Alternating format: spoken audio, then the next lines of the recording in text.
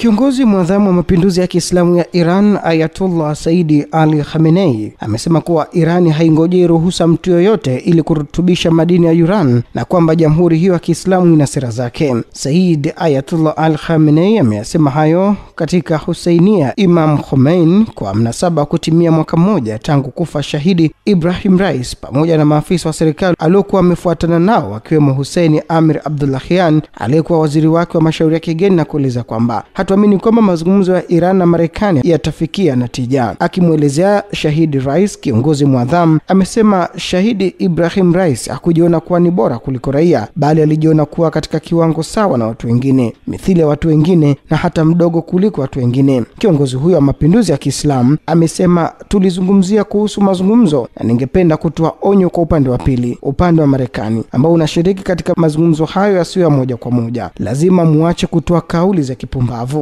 Ayatollah Khamenei amesema upande mwingine wa mazungumzo unasema kwa ujeuri kabisa kwamba tutaruhusu Irani kurutubisha madini ya Iran. Hakuna anayesubiri ruhusa kutoka upande wowote. Jamhuri ya Kiislamu ya Iran ina sera na misingi na inafuata sera yake yenyewe. Ayatollah Khamenei ameongeza kuwa, nitawaeleza wananchi wa Iran katika tukio na mnasaba mwingine maudhui ya kurutubisha madini ya Iran na kwa nini wa Magharibi na hasa wa Marekani wanashikilia sana kuzuia urutubishaji huu nchini Iran. Nitashughulikia masuala haya, Mwenyezi Mungu akipenda, katika tukio la baadaye ili wananchi wa Iran wajue nini makusudio upande mwingine wa mazungumzo. Na wabunge wa Iran wamelaani vikali hatua ya wabunge wa bunge la Uingereza ya kulidhoofisha jeshi la walinzi wa mapinduzi ya Kiislamu na kulisema ni shirika la kigaidi, wakiapa kuchukua hatua za kisheria za kujibu mapigo. Wakati wa kikao cha wazi cha majlisi hiyo, Ahmed Nadir, mjumbe wa bodi inayosimamia bunge, alisoma taarifa kujibu hoja ya wajumbe 550 wa bunge la chini na baraza la juu la Uingereza dhidi ya jeshi la mapinduzi ya Kiislamu. Taarifa hiyo imekashifu hatua ya wabunge wa Uingereza na kueleza kuwa ni upumbavu na uadui, ikisisitiza kwamba bunge la Iran kwa kuzingatia wajibu wake wa kisheria na kutetea mamlaka ya kitaifa, usalama na mamlaka ya vikosi vya wanajeshi wa Iran inapinga vikali hatua hiyo. Uingereza imesema uamuzi huo wa Uingereza uliopasishwa kwa amri ya utawala wa Kizayuni na propaganda za kundi la kigaidi hauna msingi wowote wa kisheria au halali wa kisiasa. Wabunge hao pia wameikosoa Uingereza kwa kushupalia mtizamo wake wa kikoloni na uingiliaji dhidi ya mataifa huru. Ikirejelea historia ya giza Uingereza kuingilia masuala ndani ya Iran, taarifa hiyo imebainisha kuwa Uingereza imekuwa ikihatarisha usalama na ustawi wa watu wa Iran mara kwa mara kupitia uingiliaji kati wake na vitendo vyake vya kichokozi. Gary Lineker, mtangazaji mashuhuri na maarufu wa BBC, amefutwa kazi na shirika hilo baada ya miaka 26 utumishi kwa sababu tu ya kuunga mkono watu wanaodhulumiwa ukanda wa Gaza huko Palestina. Kufutwa kazi kwa mtangazaji huyo maarufu Gary Lineker kwa mara nyingine tena kumefichua uongo mkubwa wa uhuru wa kujieleza katika nchi za Magharibi ambazo zinaruhusu tu maneno yanayooana na sera za ubeberu wa kimataifa na kukandamiza sauti yoyote pinzani. Gary, ambaye kwa miaka mingi alikuwa mtu maarufu asiye na upendeleo katika vipindi vya michezo vya BBC, aliandamwa baada ya kuchapisha ujumbe kwenye mtandao wa kijamii wa X akiunga mkono watu wa Palestina, akiandika kwenye mtandao wa X kwamba watoto wasio na hatia wa Gaza ni wahanga wa sera za ukatili wa Israel. Baada ya kutuma ujumbe huo, BBC ilimtuhumu kuwa ana chuki dhidi ya Wayahudi na ikamlazimisha kujiuzulu. Kampeni ya mshikamano wa Palestina imeutaja uamuzi wa BBC wa kumtimua Gary kuwa wakati wa aibu kwa shirika hilo la utangazaji linalofadhiliwa na umma. Baraza la Waislamu la Uingereza pia limemshukuru Lineker kwa kupaza sauti kwa ajili ya sura sauti. Kesi hii ya nguli ya vipindi vya michezo, hasa Match of the Day vya BBC, inakisi tena sera kinafiki na ndumila kuwili za Uingereza na Magharibi kwa ujumla kuhusu swala la uhuru wa kusema na kujieleza. Kwa Magharibi, iwapo mtu yoyote atakosoa mauaji yanayofanywa na Saudi Arabia, mshirika wa Magharibi, dhidi ya watoto wa Yemen, anaitwa gaidi, na akilaani mauaji yanayofanywa na Israeli dhidi ya watu wa Gaza, wanamuita ni mwenye chuki dhidi ya Wayahudi. Wakati huo, iwapo atakiri uongo dhidi ya Iran, anakuwa mwandishi huru wa habari na kupewa tuzo. Na mkuu wa chama cha Democratic cha Israeli amekosoa jinai za kivita za utawala wa Kizayuni wa Israeli na kusema kwamba Israeli inaua watoto wachanga kwa ajili ya kujifurahisha, na mwenendo huu unaonyesha kutengwa na kukataliwa kwa utawala huo kimataifa. Yair Golani, mkuu wa chama hicho, alitoa kauli hiyo akikosoa sera za baraza la mawaziri la Netanyahu, akisema kama Israeli ingekuwa na busara isingeua watoto wachanga kwa ajili ya burudani. Golani aliongeza kuwa Israel inasonga mbele katika njia ambayo itasababisha kukataliwa na kutengwa kimataifa kama ilivyokuwa Afrika Kusini katika miaka iliyopita. Meja Jenerali Yair Goran amelikosoa baraza la mawaziri la Israeli akisema baraza hilo limejaa watu wanaopenda kulipiza kisasi na wasiozingatia maadili. Golani ameonya kuwa Israel inaelekea kutengwa na kuanguka katika ngazi ya kiuchumi na kijamii na kupoteza uwezo wake wa kudhamini usalama kwa Waisrael, na kwamba Israel itakuwa mahali pagumu pa kuishi. Afisa huyo ameendelea kumkosoa Netanyahu kwa kukubali matakwa ya mawaziri wa fedha na usalama wa ndani wa utawala wa Kizayuni na kusema Netanyahu ni mchezaji mdogo aliyefeli katika zama za Trump. Na wakati hayo akijiri, Yemen imetangaza habari ya kuifunga bandari ya Haifa ili kuunga mkono wananchi wa Palestina na kujibu mashambulizi yanayoendelea kufanywa na Wazayuni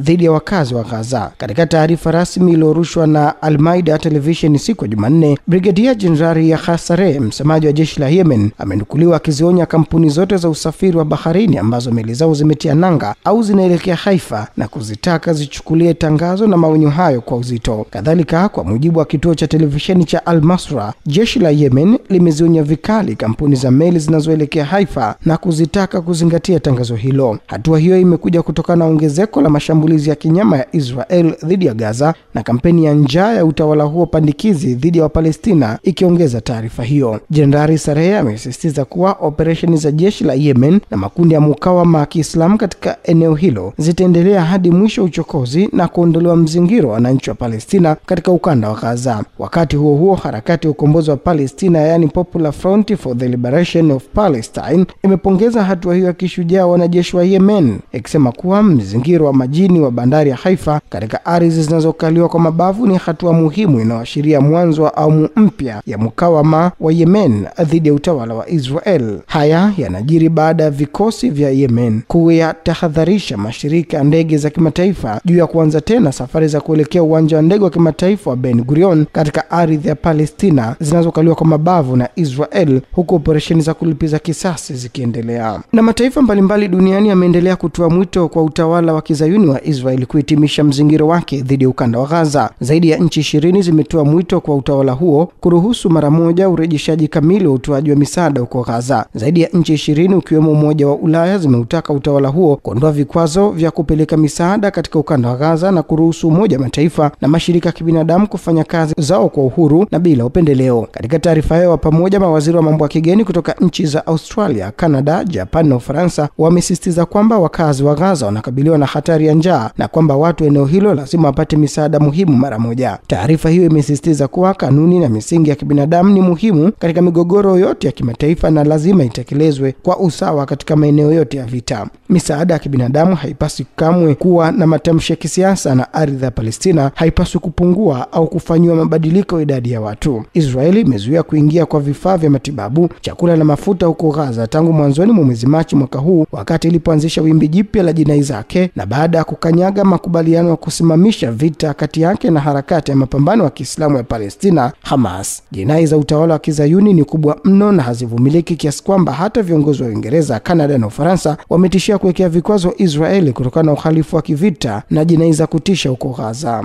Na China imewapa tahadhari raia wake dhidi ya kusafiri kwenda katika ardhi ya Israel kutokana na kile inachokitaja kuwa ni sababu za kiusalama. Ubalozi wa China huko Israel umesasisha uainishaji wa maeneo hatari kwa usalama, ikiorodhesha maeneo fulani kuwa yako hatarini na mengine kuwa yapo katika hatari kubwa. Wizara ya mambo ya kigeni ya China imewataka raia wa China kuwa waangalifu, kufuatilia kwa karibu yanayojiri, kuimarisha tahadhari za usalama na kuwa tayari kwa dharura. Imesema iwapo watakabiliwa na dharura wanapaswa kuwasiliana na polisi wa ndani na ubalozi wa China. Haya yanajiri wakati ambapo jeshi la Yemen limeendelea kuutwanga kwa makombora uwanja wa ndege wa kimataifa wa Ben Gurion na utawala wa Kizayuni huko Tel Aviv. Msemaji wa jeshi la Yemen, Brigadier General Yahya Saree, amesema vipigo vya jeshi la Yemen dhidi ya maeneo nyeti na muhimu mno ya Israel vitaendelea hadi utawala wa Kizayuni utakapokomesha jinai zake huko Gaza na kuacha kuuzingira ukanda huo. Amesisitiza kuwa operesheni hizo ni sehemu ya kuliunga mkono taifa madhulumu la Palestina, hasa wananchi wa Gaza, na kujibu jinai na mauaji ya kimbari yanayofanywa na Israel dhidi ya watu wa Gaza. Na mwanazuoni mwandamizi wa Kiislamu wa Iran ametuma salamu za pongezi kwa mkuu mpya kanisa Katoliki, akihimiza mazungumzo yenye tija na ushirikiano baina ya dini, huku akimwenzi mwenda zake Papa Francis aliyeaga dunia hivi majuzi. Ayatullah Al-Reza Arafi, mkurugenzi wa vyuo vya Kiislamu vya Iran, alieleza ujumbe wake kwa Papa ambaye amechaguliwa hivi karibuni kufuatia kifo cha Papa Francis. Barua hiyo inaangazia maadili ya pamoja kati ya Uislamu na Ukristo, huku ikielezea matumaini ya uhusiano wa karibu zaidi kati ya jumuiya za kidini. Sehemu barua hiyo imesomeka na nukuu, "Ninakupa pongezi za dhati mheshimiwa kwa kuteuliwa katika wadhifa huu wa juu katika uongozi wa kanisa Katoliki," ameandika Ayatullah Arif, akisema cheo cha papa ni jukumu kubwa na fursa adimu ya kuendeleza juhudi tukufu katika kuimarisha utakatifu, haki za jamii, thamani za kifamilia, mshikamano wa kidini na mapambano dhidi ya dhulma na ufisadi duniani. Aidha, ametoa rambirambi kufuatia kifo cha Papa Francis, akimsifu kwa kujitolea maisha yake katika maadili mema, amani na uchamungu. Ayatullah Arif amesisitiza mahusiano yenye thamani kati ya Uislamu na Ukristo kama vile imani kwa Mwenyezi Mungu, familia, haki na mapambano dhidi ya dhulma, akiongeza kuwa maadili hayo ya pamoja yamekuwa msingi wa mazungumzo na ushirikiano wenye manufaa kati ya dini na mataifa. Ameeleza matumaini yake kwamba enzi ya Papa Leo itaimarisha zaidi ushirikiano huo. Ushirikiano huu unaweza kuwa daraja la kuleta amani, mshikamano wa kijamii na maelewano ya kitamaduni na kidini kote duniani, aliandika Ayatullah Arif.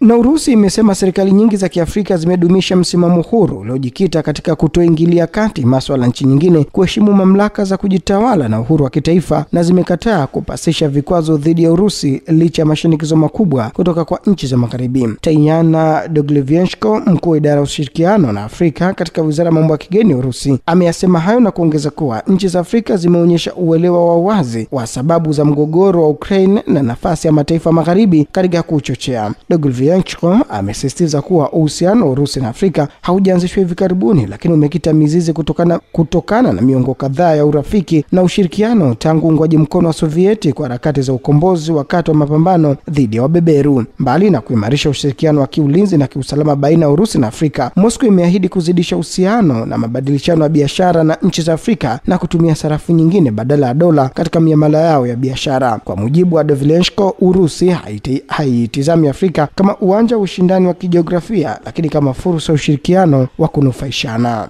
Na tuhitimishe rubaa za kimataifa, ambapo mkuu wa baraza la mahusiano ya kigeni la Iran amesisitiza kuwa mfumo wa kambi moja umeyoyoma na sasa kumeibuka madola yenye nguvu ya kikanda, na kusema suluhisho pekee la changamoto za Mashariki ya Kati ni mazungumzo ya moja kwa moja kati ya nchi za eneo hilo bila uingiliaji wa madola nje ya kanda hiyo. Saidi Khamali Haraz amesema katika kikao maalum cha jukwaa la mazungumzo la Tehran kwamba hali nzuri inayoshuhudiwa hivi sasa katika uhusiano wa Iran na majirani zake ni kielelezo cha athari nzuri ya mazungumzo, akisisitiza kwamba nchi mbalimbali zinapaswa kuwa na nafasi kubwa zaidi katika mfumo wa kimataifa kwa kuegemea kwenye sera ya dunia kambi kadhaa. Harazi amesema Jamhuri ya Kiislamu ya Iran pamoja na diplomasia yake amilifu ni kigezo chenye mafanikio cha ushirikiano wa kieneo. Mkuu wa baraza la mahusiano ya kigeni ya Iran ameongeza kuwa kuporomoka kwa ubeberu wa Marekani ni fursa kupata uhusiano wenye usawa zaidi na madola kama vile Uchina, India, Urusi na Irani yanaunda mfumo mpya. Mwisho wa rubaa za kimataifa kutoka Arusha Radio. Mimi ni Awadh Rashidi.